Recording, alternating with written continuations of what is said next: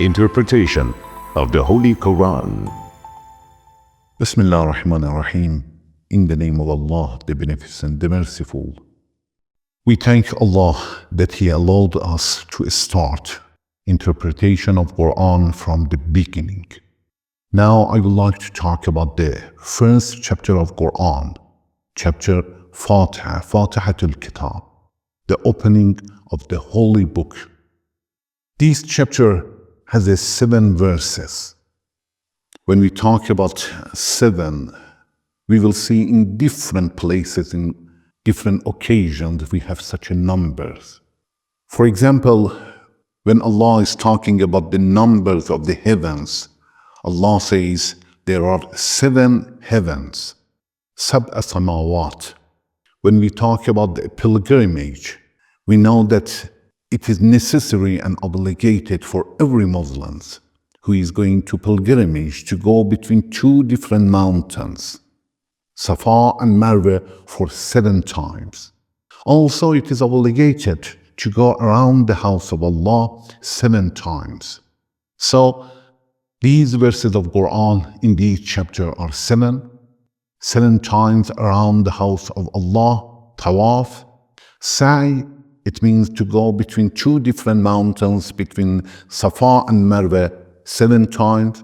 And also it is obligated to throw the stones on Satan for pilgrimage 7 times. We understand that there is a cause and a special reason behind that. What is it? We don't know exactly, but we know that there is a special effect for the number 7. This chapter is the only chapter which is obligated for all Muslims to recite it in their daily prayer. Every Muslim is obligated to recite this chapter in daily prayer 10 times. Morning, noon, in the afternoon, in the evening. Maghrib and Isha 4 times, Zohr and Asr, noon and in the afternoon 4 times, and morning prayer 2 times. Altogether 10 times. And it is so important that we have a narration which says, La salata illa bi Fatihat al-Kitab. This narration is brought in Mustadrak, volume 4, page 4365. This narration means that whoever does not recite this chapter intentionally in his prayer, there is no value for his prayer and it is not accepted. There is a narration from Jabir ibn Abdullah Ansari, who has narrated from Prophet, peace be upon him, that this chapter is considered as a base of Quran. There is a narration that says all the Quran is included in chapter Fatihat al-Kitab. Maybe this is the reason that we have narration that without recitation of Fatihat al-Kitab, prayer is not accepted and it is considered as a wrong prayer. There is a beautiful narration in Bahar al-Anwar, volume 92, page 257. That narration says, if you recite 70 times the chapter of Fatihat al-Kitab, for when a person has passed away and requests Allah to give the life to him again and alive him, you should not be surprised if he become alive again. As we said, this chapter is named as the Fatihat al-Kitab. There is a narration that the name of this chapter was by Prophet, peace be upon him. It means Prophet, peace be upon him, himself called this chapter as the Fatihat al-Kitab.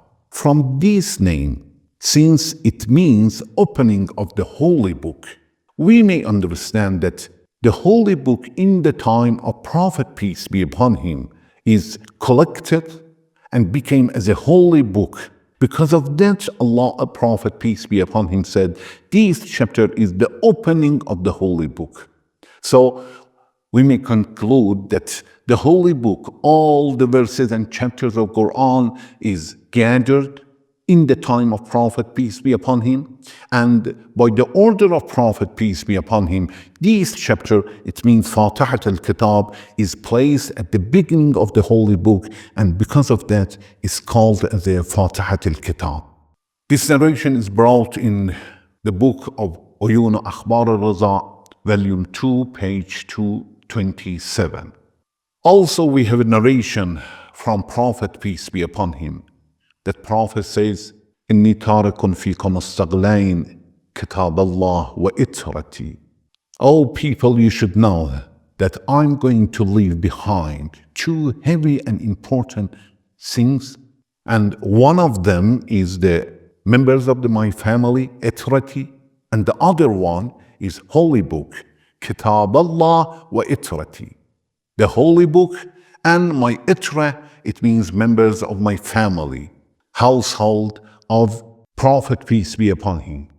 Take care of both of them. They will not be separated from each other until the day of Judgment Day. لن يفترقا حتى يردا علي الحوض. So we understand that the Holy Book in the time of Prophet, peace be upon him, was so famous and clear among the people. Because of that, Prophet, peace be upon him, advised people to take care of the Holy Book. So it was gathered and collected in the time of Prophet.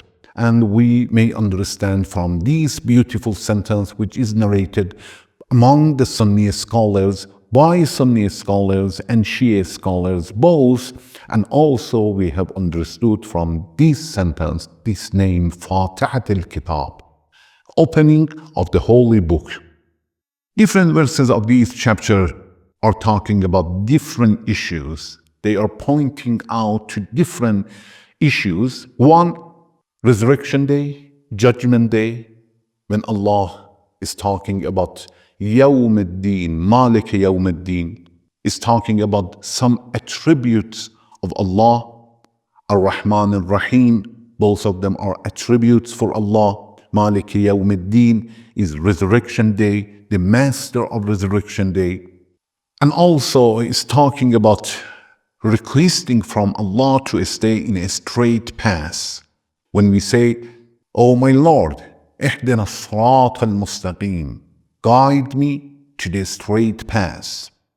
And also, we request Allah to stay with those people who are blessed with Allah, prophets and their followers. Also, in these few verses, we acknowledge and accept the dominance of Allah, superiority of Allah. Allah is the owner of everything, and everything is under His control. Then we say, Rabbil Alameen. Rabbil Alameen, the Lord of the worlds. It means we acknowledge His Lordship. Not only He is a creator, He has created, and also He is going to manage everything. So He didn't create only and leave everything in the hand of others. As a painter, for example, he makes something and he leaves to the hand of others. So sometimes the painter has passed away for some times, but the picture is here. But Allah is not the same. Allah has created, and every second He is going to manage everything. If 1 second He will not take care of something, everything will be destroyed. When we talk about the heavens, when we talk about human beings, when we talk about mountains, trees, rivers, stars, suns, moon, all of them are under His control. He manages everything. So, sovereignty of Allah and His Lordship is acknowledged by this beautiful sentence when we say, Rabbil Alameen.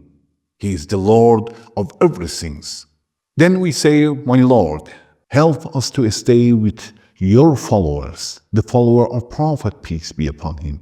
Not to be among those people who are misguided. And also, we show Allah and we say that we hate those people who are misguided or those people you are angry with. We say, صراط الذين أنعمت عليهم, the road of those people who are blessed by you. غير المغضوب عليهم ولا الضالين, not the way and the road that those people who are angry with, that you are angry with those people, you are going in such a way. When we talk about the Fatiha al-Kitab or chapter Hamd, which is another name for chapter Fatiha al-Kitab, we will see that in different narrations, we have that the chapter Fatiha al-Kitab is a cure for sicknesses, either a spiritual sickness or physical sickness. And the Quran itself is a Shifa and cure for people who are sick. Chapter Fatiha is the same.